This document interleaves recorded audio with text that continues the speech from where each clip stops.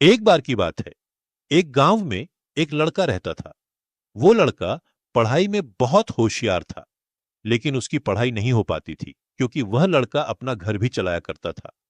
वह रोज अपने खेत में जाता, दिन भर वहां काम करता और शाम को घर वापस आकर वह थोड़ी बहुत पढ़ाई कर लिया करता था।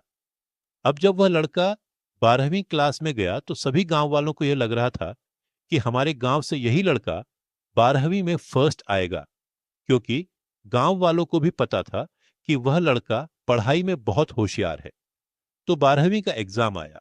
लड़के ने एग्जाम दिया और जब 12वीं का रिजल्ट आया तो लड़का किसी कारण से एक सब्जेक्ट में फेल हो गया। जब गांव वालों को यह बात पता चली तो सारे गांव वाले उस लड़के को ताने देने लगे और उसका मजाक उड़ाने लगे।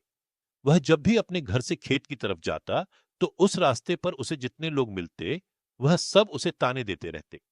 अब वह लड़का लोगों के ताने सुनकर बहुत परेशान हो जाता है और यह बात वह अपने उस्ताद को बताता है कि उस्ताद जी, मैं जब भी अपने घर से खेत की तरफ जाता हूं तो उस रास्ते पर जितने लोग मुझे मिलते हैं सब मेरा मजाक उड़ाते हैं।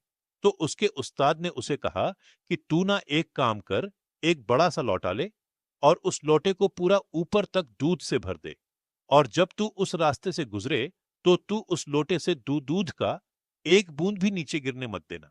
लड़के ने एक दिन वैसा ही किया। वह जब उस रास्ते से दूध का लोटा लेकर निकला तो उसका फोकस उस लोटे पर इतना था कि उसे लोगों की आवाज ही सुनाई नहीं दी।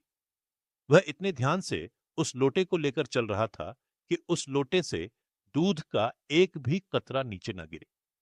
इसकी वजह से उसे लोगों के तानों की आवाज सुनाई ही नहीं दी।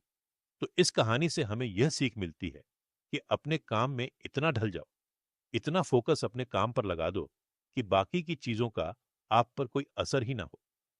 लोगों की आवाजें, लोगों के ताने आपको सुनाई ही ना दे। जैसे कैमरा होता है जो सिर्फ अपने सब्जेक्ट पर फोकस करता है, बाकी सारी चीजों को वह ब्लर कर देता है। तो बस आपको भी उसी तरह अपने काम पर, अपने टारगेट पर फोकस करना है। बाकी चीजें तो अपने आप ही ब्लर हो जाएंगी। तो अगर आप इस कहानी को और भी लोगों तक पहुंचाना चाहते हो तो इस वीडियो को लाइक करिए। आशा है कि हमारी इस वीडियो से आपको बहुत कुछ जानकारी मिली होगी। इसलिए अपने काम पर फोकस करते रहिए। दुनिया क्या सोचती है, इसे कोई फर्क नहीं पड़ने वाला।